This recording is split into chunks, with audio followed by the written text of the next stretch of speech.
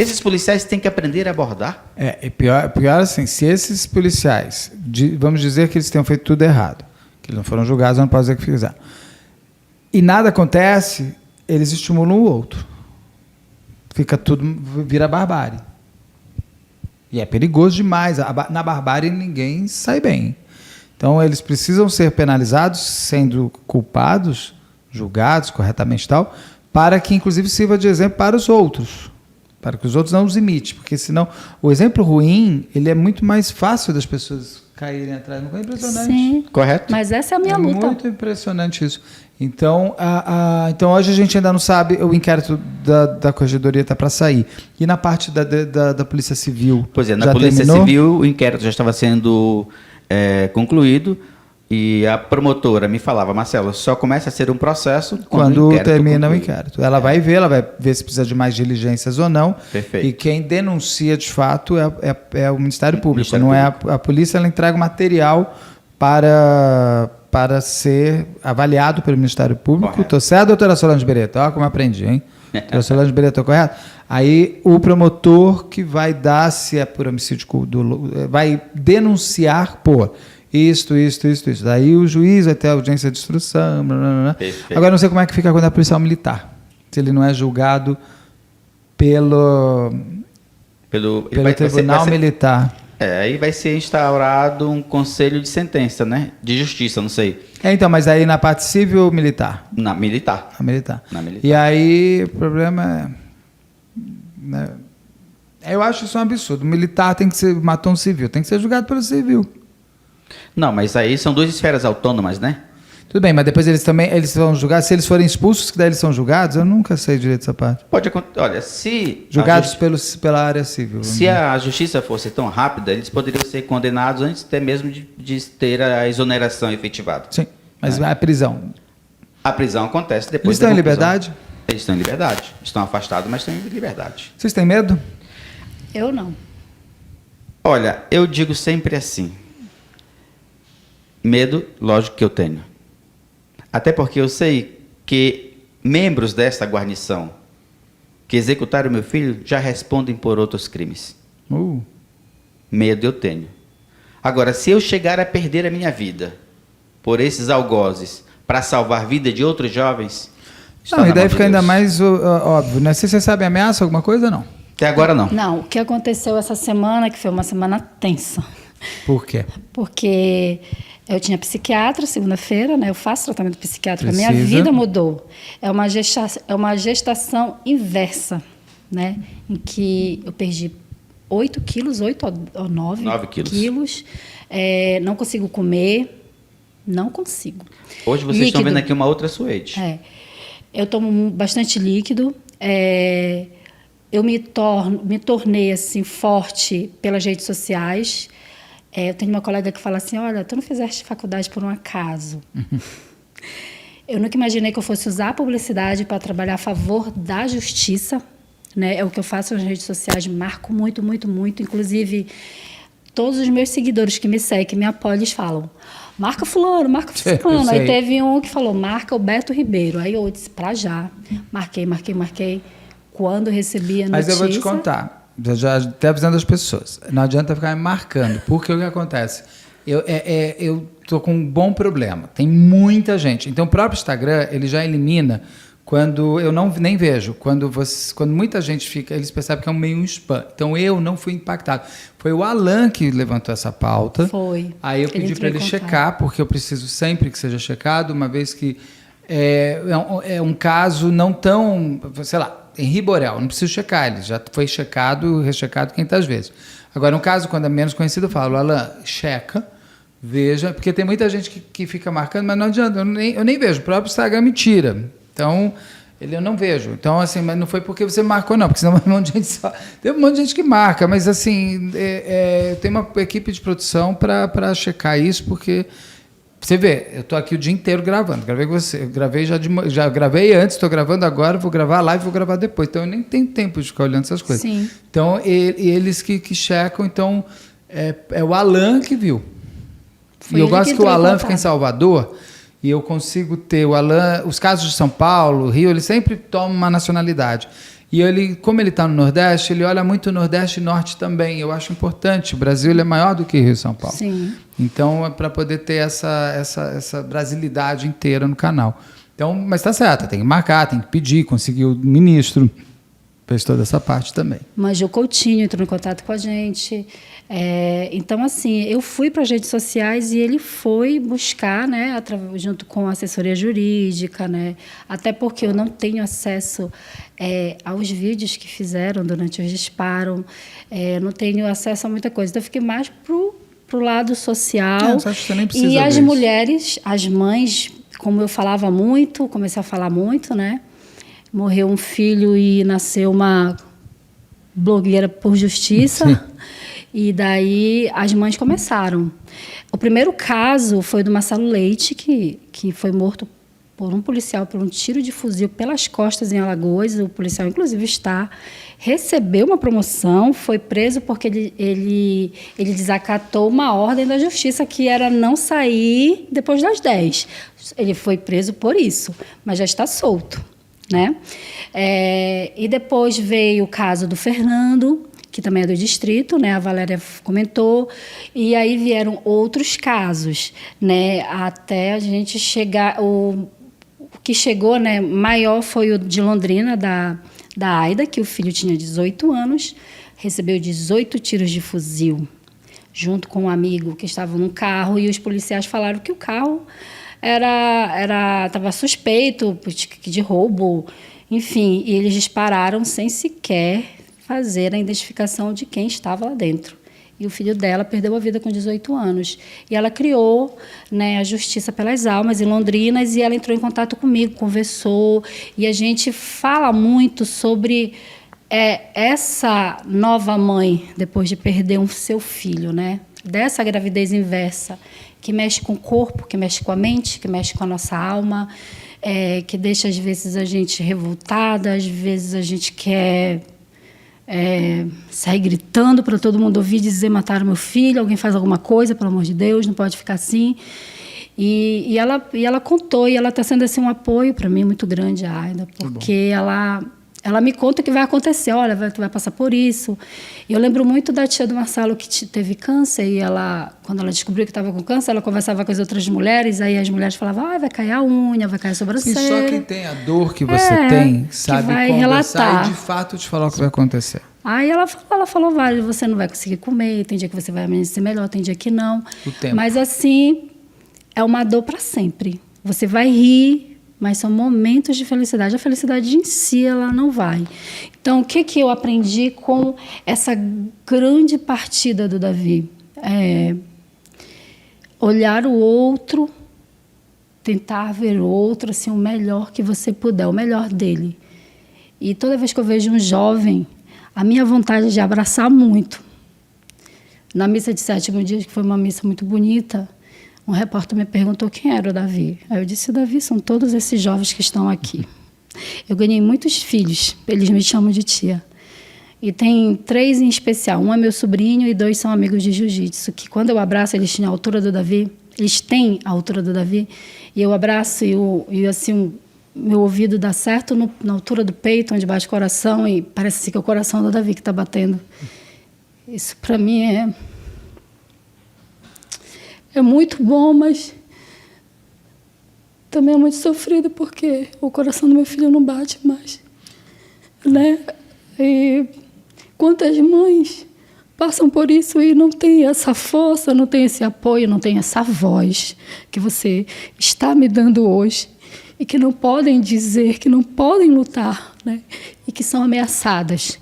Nós não fomos ameaçados, mas a gente se sente um pouco, às vezes, amedrontado, né? Na segunda-feira, quando eu fui para o psiquiatra com o Marcelo, havia uma Hilux branca parada, e a gente teve que colocar câmera em casa, colocar alarme em casa. E aí, nessa hora, eu sou muito católica, eu sempre rezei, agora a minha oração, estou quase sendo de mosteiro. Eu fechei a porta, puxei a cortina, a cortina e ajoelhei e fiquei rezando. Aí teve uma hora assim que eu não consegui mais dar continuidade à oração. Eu disse para minha filha, nossa, eu não estou me sentindo bem, vou tomar meu banho, que daqui a pouco teu pai chega.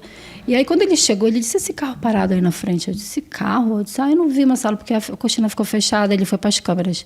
Nossa, esse carro chegou 10h35 e 55 segundos, ainda está aí ligado. E ele começou a trabalhar segunda-feira. Aí eu já fiquei assim, nossa, será? Aí eu peguei, a gente saiu e o carro continuou. Eu disse, vou dar outra volta. Aí ele disparou o alarme e o carro continuou lá. Quando nós chegamos na BR, que o carro saiu de lá. Aí a gente Vocês marcaram placa? Sim, aí a gente mandou logo para as pessoas, né, que estão nos acompanhando, porque a gente tem, tipo assim, uma equipe. Aí um liga para o outro, já fica... Sim. Aí a gente foi ver uma empresa, aí eu fui lá no Instagram ver, disse, nossa, ela só tem 2 seguidores. Muito estranho. Aí eu disse também, muito estranho, porque nem ninguém entrou, nem ninguém saiu durante esse período. Aí eu, meu pai do céu. Aí tá, quando foi na terça-feira, né, a minha manicure foi lá e ela conversando, aí as minhas filhas saíram, né, e aí ela disse, nossa, tem um carro tão bonito na entrada da tua rua. Eu disse, que carro? Ela disse, é uma Hilux branca. Eu, branca? Aí eu prontamente liguei para o meu irmão, Jackson, tem a mesma, veja se é a mesma Hilux de segunda-feira. Só que não está no alcance das câmeras, não tem como eu ver. E as meninas acabaram de sair. Meu esposo ia chegar, estava perto de chegar do trabalho. Aí pronto, aí liga para um, liga para outro.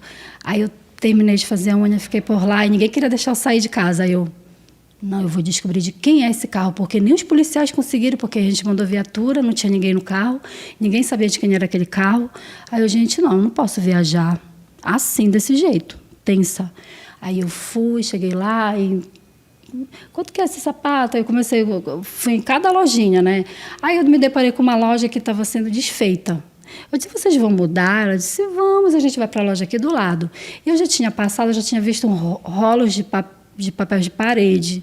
Aí fiquei assim, tinha um rapaz branco, assim, forte, sentado, mexendo no celular. Aí eu disse, esse carro branco é desse rapaz aí do lado? Ela disse, por quê? Eu disse, porque quase o rapaz bate com a moto no carro dele, né? Porque tá muito na entrada. Então, e na tal. verdade, era uma pessoa ali da rua. Mas só para você ver como é que ficou a nossa vida. Claro, lógico. Né? E daí aí eu fiquei assim, tipo, graças a Deus, não era nada. Porque o advogado que foi morto semana passada, eles monitoraram 4 dias, foram carros diferentes. Que advogado foi morto? Foi no Rio de Janeiro, Ah, né? do Rio de Janeiro? Do Rio de Janeiro. Ah, tá, sim, um bonitão. Mas Sim. ele era ligado... Eu nem sei direito essa história. É que no Rio tem muita coisa de milícia, isso, aquilo é um Sim. tipo A gente não sabe. tipo de assunto que eu não... A gente só ficou preocupado, né? Porque, claro, que eles não vão, mas eles podem mandar. Até porque, há 15 dias atrás, teve um assalto nessa loja, né? Que recebe o nome da nossa do sobrenome, né, da gente, né, Magalhães. E aí foi um assalto muito estranho, muito esquisito, num horário assim que, se eu fosse assaltante, não assaltaria naquele horário, que é um horário de pico, onde passa várias viaturas, e eles mandaram deitar, depois mandaram levantar. Aí o meu sobrinho vaza, a mãe corre, aí eles saíram correndo e começaram a atirar. Aí eles não Atiraram? sabiam. Atiraram. Houve um assalto numa das lojas dos nossos parentes que a gente pensava que a gente não tem nem como afirmar, que seria já uma forma de represália, mas não tem que ligar o fato. Não, tem coisas que vão acontecer, não tem nada a ver. Não tem como ligar isso aí, não. Essa Hilux branca não tinha nada a ver com isso. Não tinha nada a ver. Mas Aí o que você ela vai trouxe... tomando paura, aí você vai tomando medo de tudo, é natural. Agora, você falou uma coisa que assim, eu não tenho como saber qual é a sua dor, mas eu trabalho com isso há muitos anos. Mais de 10 anos, eu já entrevistei muitos pais, mães, irmãos, maridos, esposas. O que eu posso falar da minha experiência é que depois do julgamento, a tristeza vai virando saudade. E com a saudade você vai caminhar mais fácil. Porque quando você ri, você vai estar rindo com ele. Ele vai estar rindo através de você. Quando você for genuinamente feliz, ele vai estar sendo feliz também. Então, você tem esse processo todo, eu percebo muito isso, que o verdadeiro fechar do caixão é o julgamento. É a sentença final. É a justiça sendo feita. A gente nunca vai conseguir ver 100%, porque você pode chegar ao cúmulo de ver ele saindo pela porta da frente, mesmo julgado, porque ele pode responder em liberdade até transitado julgado. Tem uma série de coisas que você pode ficar desgostosa com a realidade da nossa lei, mas a justiça foi feita. E aí eu acho que você vai conseguir uma hora ser feliz por ele. Porque ele vai querer, o seu filho com certeza quer que você seja, porque ele vai estar saindo junto com você. E eu transformei no... Meu marido diz que eu sou assim, muito danada, né, para algumas coisas. O Davi foi enterrado na quinta-feira, aí no domingo eu falei assim para o meu irmão, ele não estava, eu aproveitei a ausência dele, eu disse, vamos lá, vamos ali comprar uns picolés para as meninas. Aí ele disse, aonde? Eu disse, ali. Aí quando ele chegou no fim da rua, da nossa rua, porque foi muito próximo da nossa residência, eu disse, me leva aonde o Davi levou o disparo. Aí ele ficou assim, ele ficou sem ação, ele ficou, tipo assim, o sangue dele sumiu. Aí eu disse, tu vais fazer isso, tu vai me levar lá. Aí ele foi, me levou, aí o sangue do meu filho já estava lá. Tinha muito sangue. Aí eu olhei para o lugar, olhei assim, eu disse, eu vou transformar isso aqui num jardim. Porque eu vou passar aqui várias vezes e eu não quero ter um sentimento de partida ruim. Porque foi muito cruel o que eles fizeram, foi muito malvado, foi muito perverso. Porque eles já tinham atirado, eu não precisava atirar mais. E daí o meu irmão me abraçou e eu disse, a gente vem lavar aqui segunda-feira, vamos montar um mutirão, vamos capinar. E aí ele disse, e tem um artista paraense, que é grafiteiro, que ele quer vir pintar o rosto do Davi. Aí eu disse, ótimo, vai ser aqui então. Porque quando todo mundo passar, que vier de Salinas, que for para qualquer lugar, vai ver o Davi. E a gente ainda vai colocar uma cruz aqui bem bonita, vai fazer uma passeata. E nós fizemos 3 caminhadas, 4 movimentos, aliás, para o Davi. E o Fábio Graff pintou, né? Ele chegou lá, ficou triste porque a parede não era lisa, mas mesmo assim ele deixou o trabalho perfeito. Ele pintou ele com a camisa do Flamengo, colocou Dom Bosco, né? Um outro artista pintou Dom Bosco com a frase, né? Basta que sejas jovens para que eu vos ame. E o Davi amava ser jovem, o Davi ele amava sorrir, ele amava os jovens, ele gostava dos jovens, ele gostava de estar rodeado de gente. Então, o carisma de Dom Bosco, porque Dom Bosco é o pai da juventude, estava enraizado, né? E tão grande que são muito jovens. Quando eu fui entregar o livro, não foi só a sala dele que chorou, que me veio me abraçar, foi toda a escola. Foi impressionante, eu fiquei assim, eu não estava entendendo. Aí o diretor me levou para a sala e disse, o filho de vocês não fez amizade com a sala dele, ele fez amizade com a escola toda. Todo mundo conhecia o Davi, por isso que não tinha condições de fazer a prova naquele dia. Por isso que a prova foi adiada. Sim.